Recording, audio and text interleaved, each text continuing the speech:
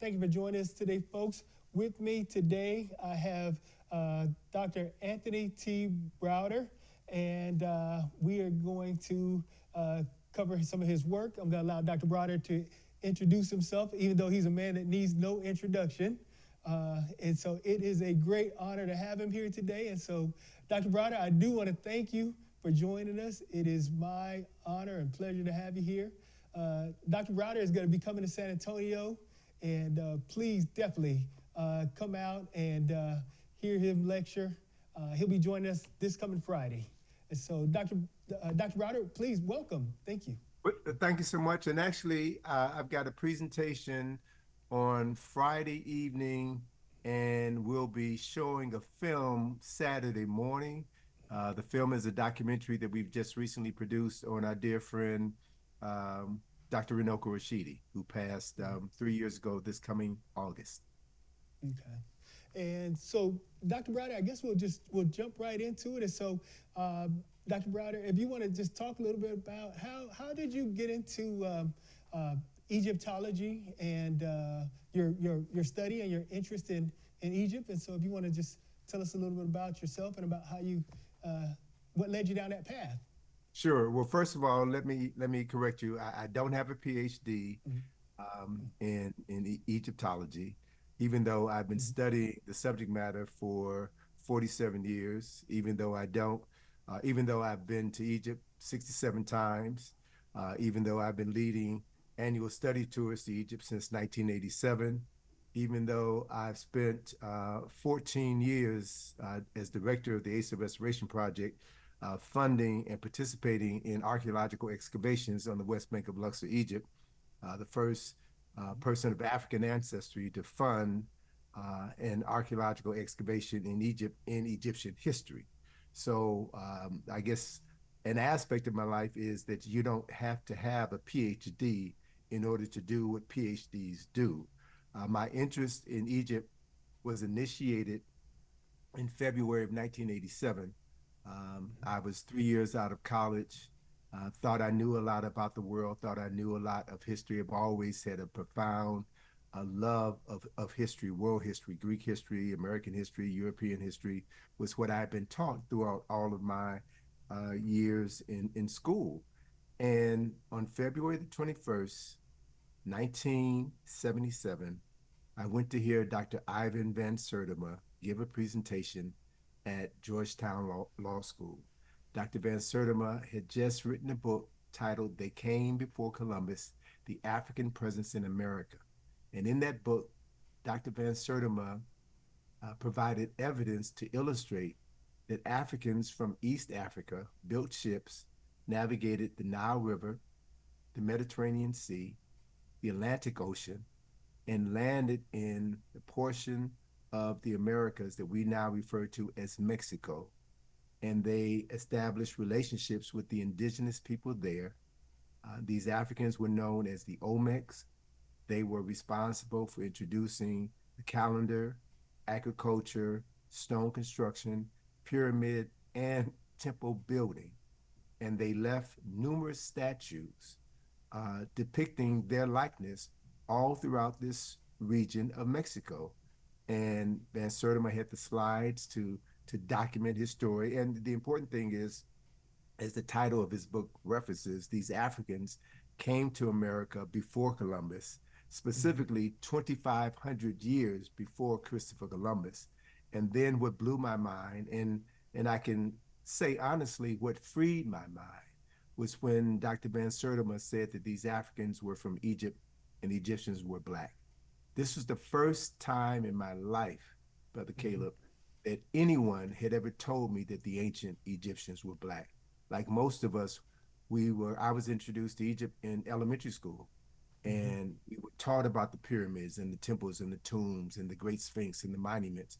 And everything I had been exposed to throughout my entire education, elementary school, high school, college, everything that I had seen in the media reinforced this perception that the ancient Egyptians were not Black, were not Africans, they were Mm-hmm. white folk.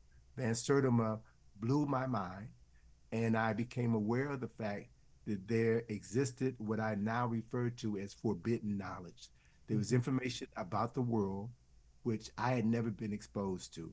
So I began in 1977 seeking out information that expanded on the historical knowledge that Van Sertima shared with me in the audience that evening.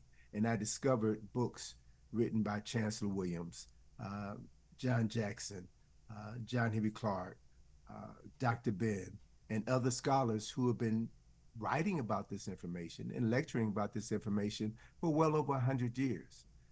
Ultimately, I made my first trip to Egypt in 1980, and that trip confirmed what I was now discovering, and that is that African people were responsible for creating the oldest documented civilization known to mankind. So that's what got me interested in this, Mm-hmm. and then I used my skills. I'm trained professionally as a graphic designer, an artist. And my first business was a design and advertising firm. So, what I wound up doing upon discovering this new information was using my design and marketing skills to document my research and make it available in publications and presentations that were designed specifically targeted to the African American community, people who, like myself, have been miseducated and believed historical lies. So, my strength and my mission has been to tell the story of African people through African eyes and reclaim the history of Kemet.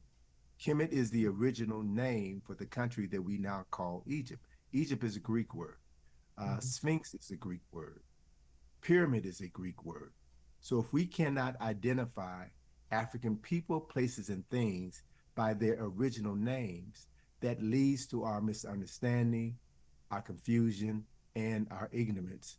And my career has been built upon refuting historical lies, Mm-hmm. exploding the myths, and telling the story that needs to be told for the benefit of the African American community specifically, but to people of African ancestry, and by extension, to anyone who's willing to listen, Mm-hmm. learn, expand their minds, and gain a better understanding of world history and African history. Okay. Wow. Thank you. And so, uh, Professor, uh, I know they like to characterize the 25th dynasty as being the Nubian dynasty.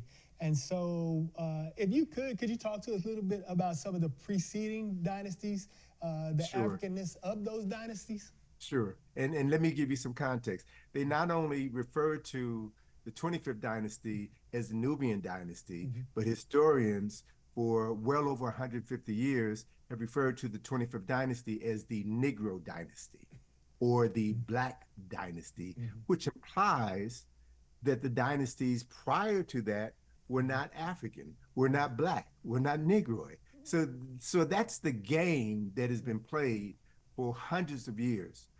With regards to what we know of the country, the original name of the country is Kemet. Mm-hmm. And Kemet is a word that means the land, the nation, or the city of the Black people. Mm-hmm. What How that game continues to be played today is people will tell you, yes, Kemet is the oldest name for the country, but Kemet refers to the land, the soil, the Black soil, and not the people. Well, that notion could be easily refuted if you look at the word Kush. Mm-hmm.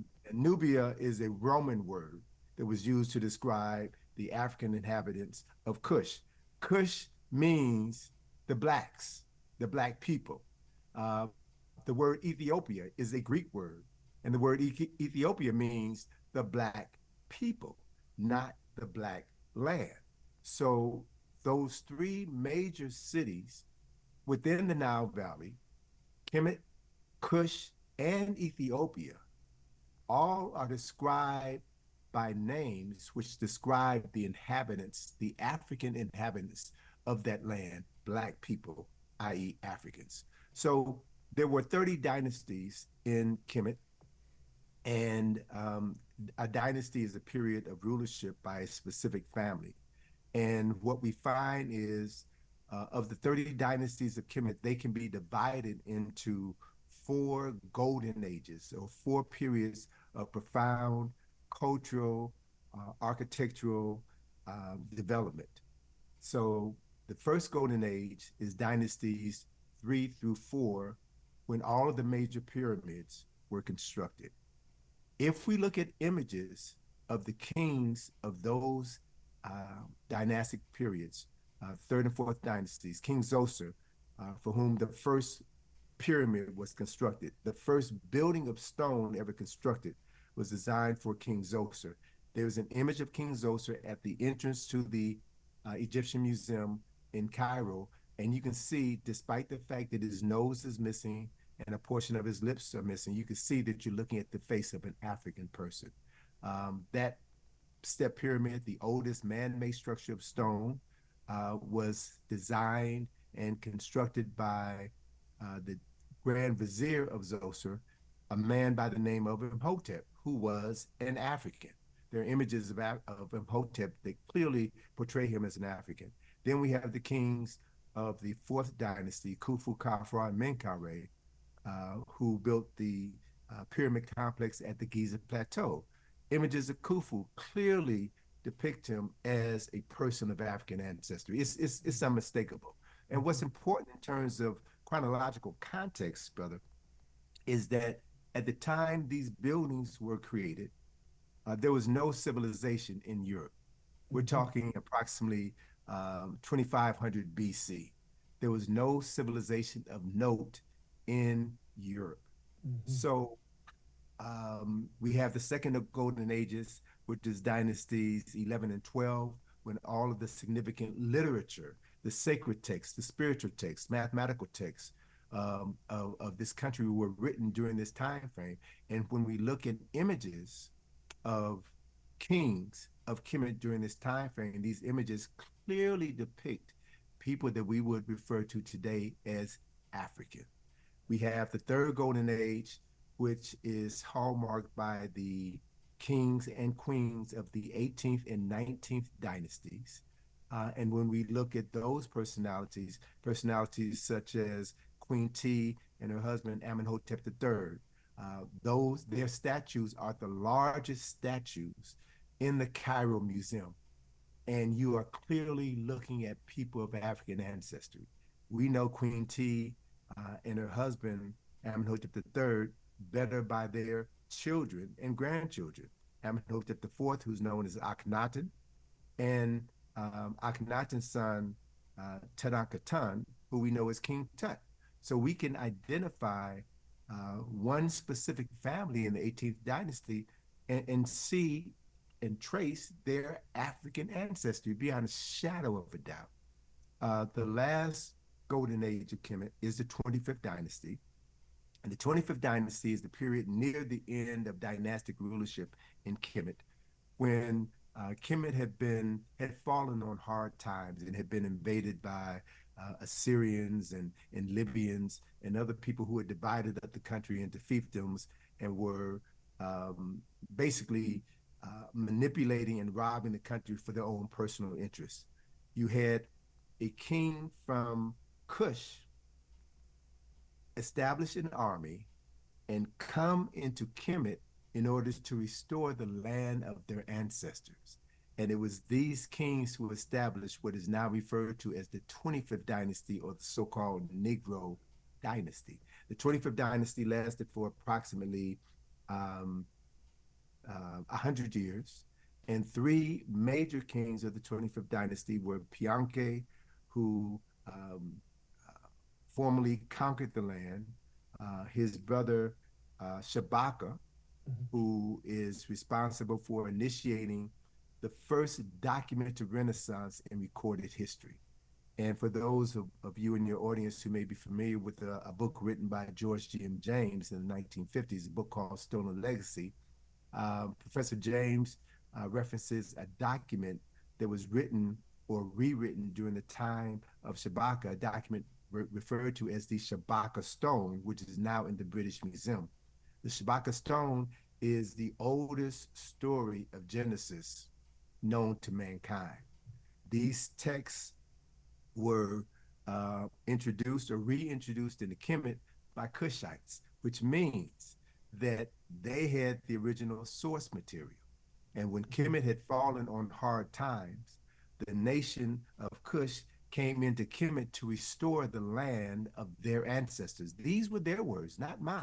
Mm-hmm. The last major king of Kemet was Taharka, who was the last major king of the 25th dynasty.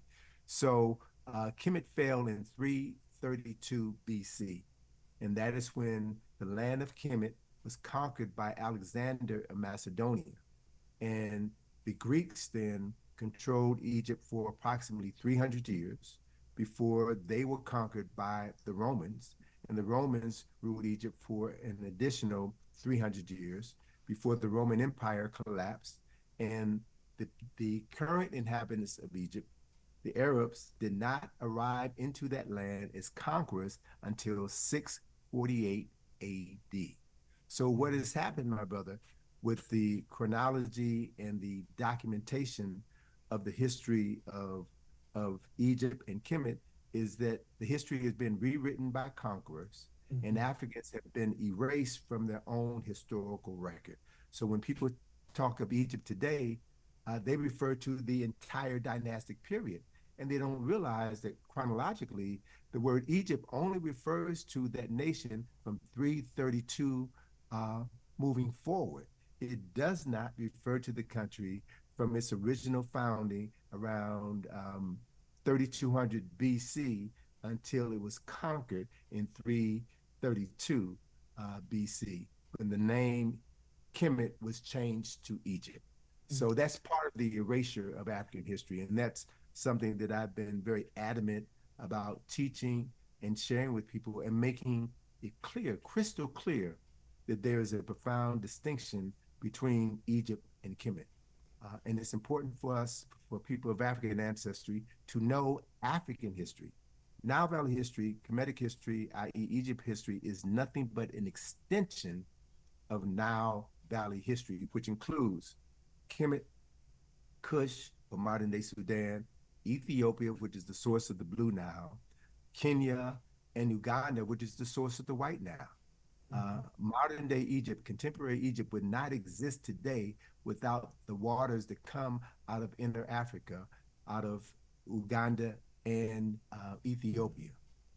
So Right. these are important pieces of historical information, the geographical information, and chronological information that folk have to understand if you're going to understand Kemet, and more specifically, understand why Kemet matters.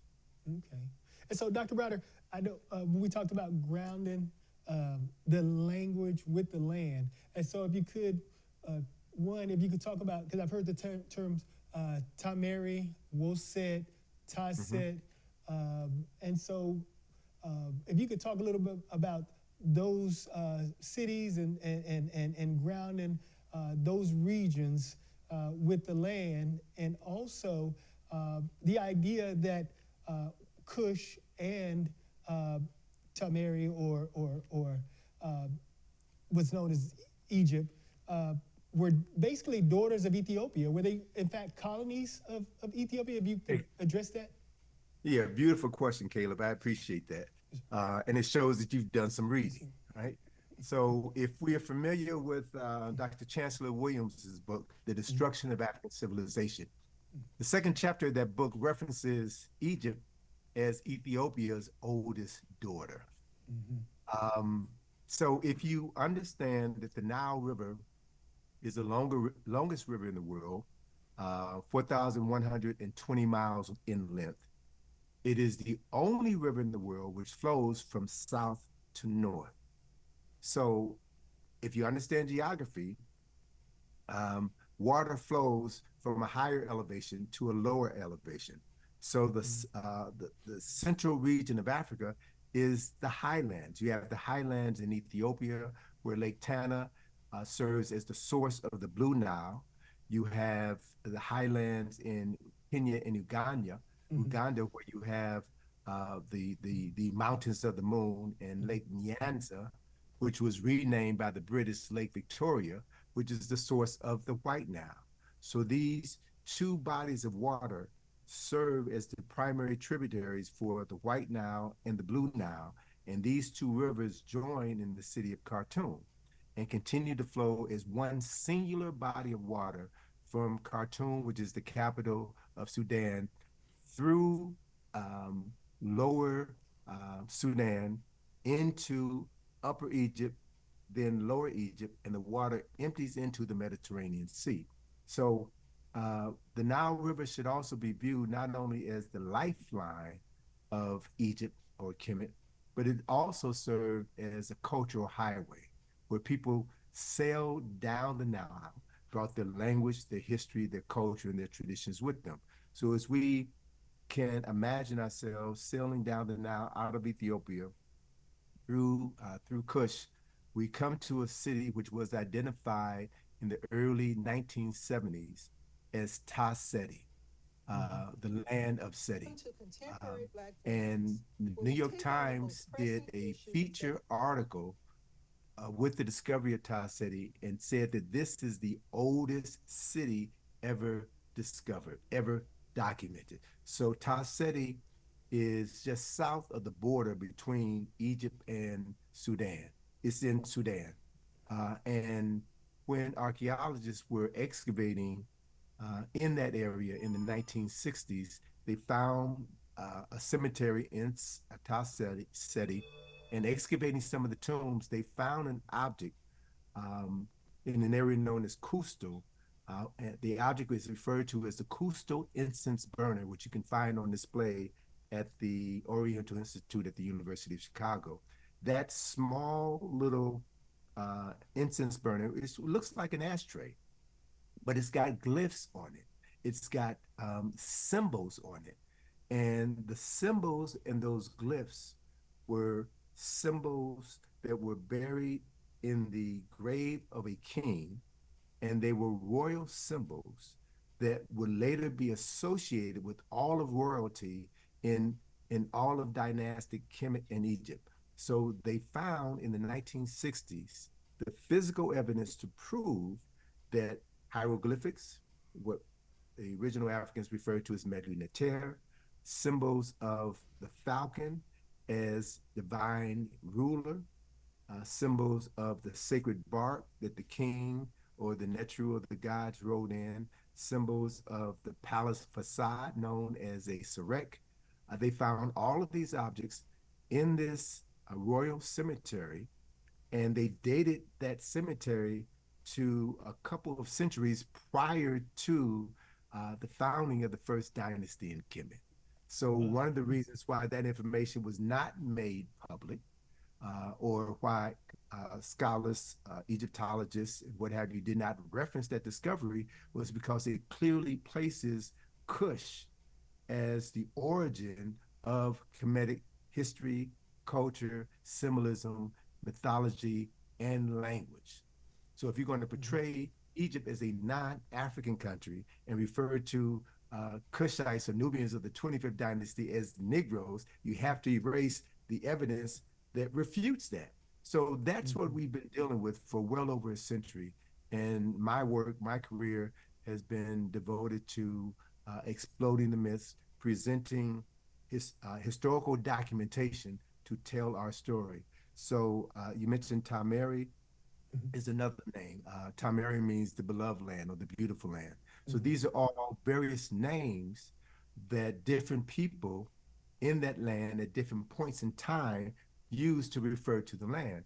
And another point that I like to make, brother, is proximity uh, to land does not denote the racial makeup of the people. You're in San Antonio, right? Um, and Houston is so many miles away from San Antonio. Dallas is so many miles away from Houston and San Antonio. And so one would have you believe if the history of Texas was rewritten that maybe only black folk lived in San Antonio, but they didn't live in Houston or Dallas. Right. See, the relationship of Egypt to to Sudan and Ethiopia is like the relationship between New Jersey to New York City. We Right. got black folk living in all of these states that buttress each other, and move from one location to another. Everybody else did it in moving around the world. Why not African people? So these perspectives have been skewed, and they're not talked about by so-called scholars in Right. such a way that gives you an accurate telling of history. Again, that's what makes my work so critically important. Absolutely. Dr. Browder, I thank you. We're going to take a really quick break and we'll be right back.